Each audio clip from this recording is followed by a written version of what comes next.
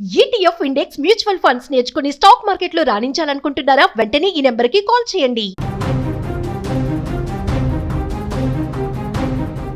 అమెరికాలో ఇద్దరు భారతీయ విద్యార్థుల అరెస్ట్ ఇప్పుడు ఒక్కసారిగా కలవరం రేపుతుంది. ఎందుకంటే ఇక్కడి నుంచి చదువుకోవడానికి వెళ్ళినటువంటి ప్రతి ఒక్క స్టూడెంట్ గుండెల్లో గుబులు రేకెత్తించేటువంటి వార్త ఇది.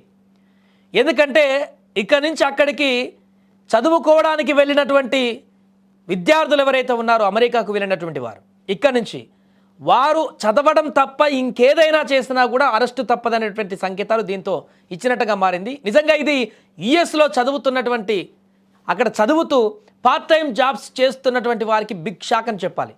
F1 వీసా మీద ఉన్నటువంటి ఇద్దరు విద్యార్థులను ఒక రెస్టారెంట్లో పార్ట్ టైం ఉద్యోగం చేస్తున్న కారణంగా ఇమిగ్రేషన్ అండ్ కస్టమ్స్ ఎన్ఫోర్స్మెంట్ అధికారులు అరెస్టు చేశారు.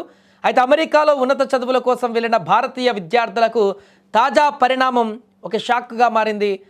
మిన్నెసోటా రాష్ట్రం సెయింట్ లూయిస్ పార్కులో వీసా నిబంధనలకు విరుద్ధంగా ఒక ప్రముఖ భారతీయ రెస్టారెంట్లో పనిచేస్తున్న ఇద్దరు భారతీయ విద్యార్థులను ఇమిగ్రేషన్ మరియు కస్టమ్స్ అధికారులు అరెస్టు చేశారు. రెస్టారెంట్లో ఆకస్మిక తనిఖీలు జరిపిన వారు అక్కడ పనిచేస్తున్న వారిని ప్రశ్నించారు.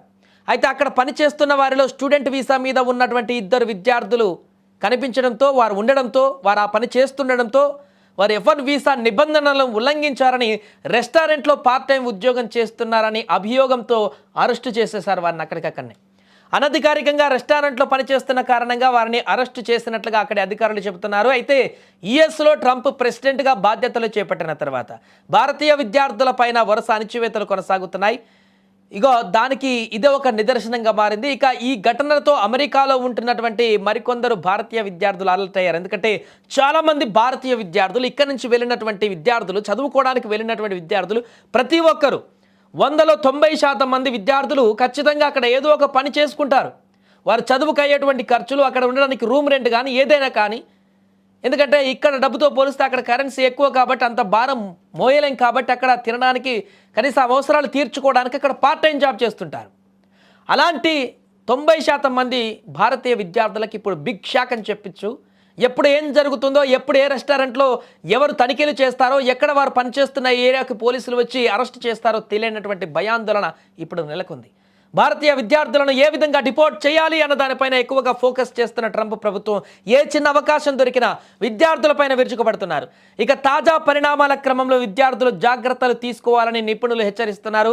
డబ్బుల కోసం అనధికారికంగా పనిచేస్తే వీసా నిబంధనల ప్రకారం వీసా రద్దయ్యేటువంటి ప్రమాదం కూడా ఉంటుందని హెచ్చరిస్తున్నారు. దీని ద్వారా ఒక విషయం కూడా విద్యార్థులకి క్లియర్గా అర్థం కావాల్సింది, అమెరికాకు ఇక్కడి నుంచి చదువుకోవడానికి వెళ్తున్నామని స్టూడెంట్ వీసా మీద MS చేయడానికని ఇంకేదో చేయడానికని చెప్పేసి ఇక్కడ చెప్పుకొని అందరికీ వెళ్ళి అక్కడ డబ్బులు సంపాదిస్తూ పార్ట్ టైం జాబ్స్ చేస్తూ, రెస్టారెంట్లో జాబ్స్ చేస్తూ, పెట్రోల్ బంకుల్లో జాబులు చేస్తూ, రకరకాల జాబ్స్ చేస్తూ అసలు ఏదైతే దేనికి పోయామో చదువుకోవడానికి పోయామో దాన్ని పక్కన పెట్టి ఈ కార్యక్రమాలు చేస్తున్నటువంటి విద్యార్థులందరికీ కూడా ఒక హెచ్చరిక అనేది. మీరు చదువుకోవడానికి వెళ్తే ఇక చదువుకోవడానికే వెళ్ళండి. అలా అయితేనే అమెరికాకు వెళ్ళండి. చదువు అయిపోయిన తర్వాత జాబ్ చూసుకుంటే ఓకే, కానీ చదువుకోవడానికి కాలేజీలో అడ్మిషన్ తీసుకొని క్లాసులకు వెళ్లకుండా పార్ట్ టైం జాబ్లకు కనుక వెళితే ఇప్పుడు జరిగినటువంటి పరిణామాలు ఇక భవిష్యత్తులో చాలా జరగవచ్చు. తద్వారా మీరు ఏ లక్ష్యంతో అక్కడికి వెళ్తున్నారో అదే పరిపూర్ణం కాకుండా ఉంటుంది. మీ ఎడ్యుకేషనే దెబ్బతినేటువంటి అవకాశం ఉంటుంది. కాబట్టి విద్యార్థులు కూడా ఈ తరుణంలో కొంత అప్రమత్తంగా ఉండాలంటూ నిపుణులు చెబుతున్నారు.